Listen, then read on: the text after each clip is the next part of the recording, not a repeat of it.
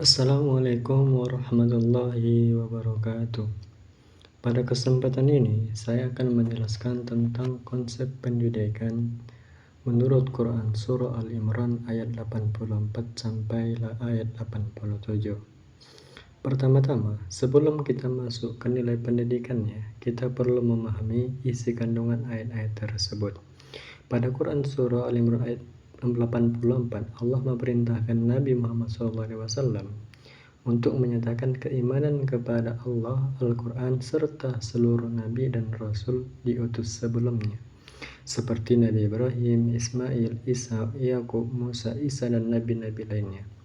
Dalam ayat ini ditegaskan bahwa umat Islam tidak boleh membeda-bedakan para Rasul. Semua Nabi berasal dari Allah dan membawa ajaran tauhid yang sama, yang mengajak manusia untuk menyembah Allah semata. Dalam tafsir Al-Misbah karya Muhammad Qureshi, ayat ini menunjukkan bahwa Islam bukan agama yang memutus ajaran nabi-nabi sebelumnya, tetapi merupakan penyempurna dari risalah para nabi terdahulu.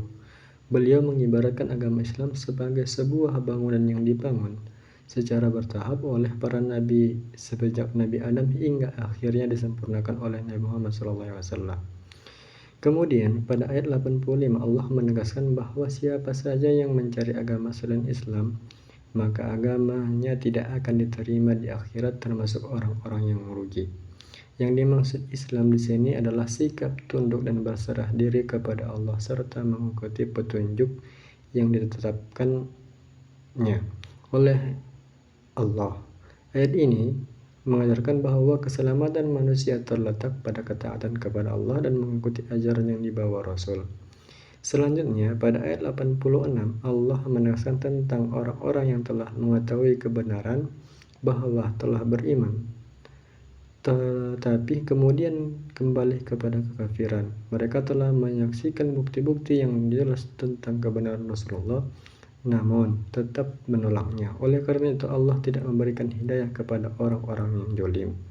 Dalam tafsir Al-Misbah dijelaskan bahwa hidayah memiliki dua makna. Pertama, memberikan informasi atau petunjuk tentang jalan yang benar. Kedua, memberikan kemampuan atau menempuh jalan tersebut. Orang yang sengaja menolak kebenaran setelah mengetahui tidak ada mendapatkan pertolongan Allah untuk menempuh jalan yang benar, karena ia sendiri menolak petunjuk tersebut. Kemudian pada ayat 87 Allah menjelaskan akibat dari sikap tersebut, yaitu mereka mendapatkan laknat dari Allah, laknat para malaikat, dan laknat manusia seluruhnya. Laknat berarti dijauhkan dari rahmat Allah sebagai konsekuensi dari penolakan terhadap kebenaran yang jelas tersebut. Setelah memahami kandungan ayatnya, sekarang kita masuk kepada hubungan ayat ini dengan pendidikan. Nilai pendidikan yang pertama adalah nilai pendidikan tauhid dan keimanan. Ayat 84 dan ayat 85 mengajarkan bahwa peserta didik harus ditanamkan keyakinan kepada Allah, para nabi, kitab-kitab Allah, serta seluruh rukun iman. Pendidikan tidak hanya bertujuan membuat siswa hafal teori keagamaan, tetapi juga menumbuhkan keimanan yang kuat dalam hati mereka. Nilai pendidikan yang kedua adalah pendidikan sikap toleransi dan penghormatan terhadap perbedaan. Ayat ini mengajarkan untuk menghormati seluruh nabi dan tidak membeda-bedakan mereka. Dalam dunia pendidikan, nilai ini diwujudkan dalam sikap menghargai perbedaan pendapat, menghormati orang lain, dan bersikap terbuka terhadap ilmu pengetahuan. Nilai pendidikan yang ketiga adalah pendidikan tawakal dan ketundukan kepada Allah. Pada akhir ayat 84 bahwa hanya kepada Allah kita berserah diri, artinya setelah berusaha dan belajar dengan bersungguh-sungguh, seseorang peserta didik harus menyerahkan hasilnya kepada Allah. Selanjutnya ayat 86 dan 87 mengandung nilai pendidikan tentang pentingnya menerima kebenaran. Pendidikan harus melatih peserta didik untuk mencari kebenaran beserta ilmu dan bukti, serta memiliki keberanian untuk menerima kebenaran tersebut ketika telah menemukannya. Nilai berikutnya adalah pendidikan moral dan karakter. Ayat ini memberikan peringatan bahwa menolak kebenaran serta mengetahui merupakan bentuk kezaliman yang menjauhkan seseorang dari petunjuk Allah.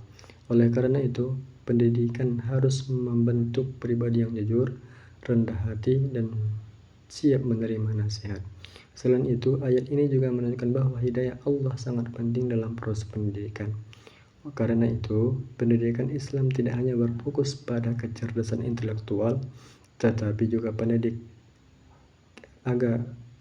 peserta didik agar semakin dekat kepada Allah dan sunnah sehingga memperoleh petunjuk dari Allah. Sebagai kesimpulan, Quran surah Al-Imran ayat 84-87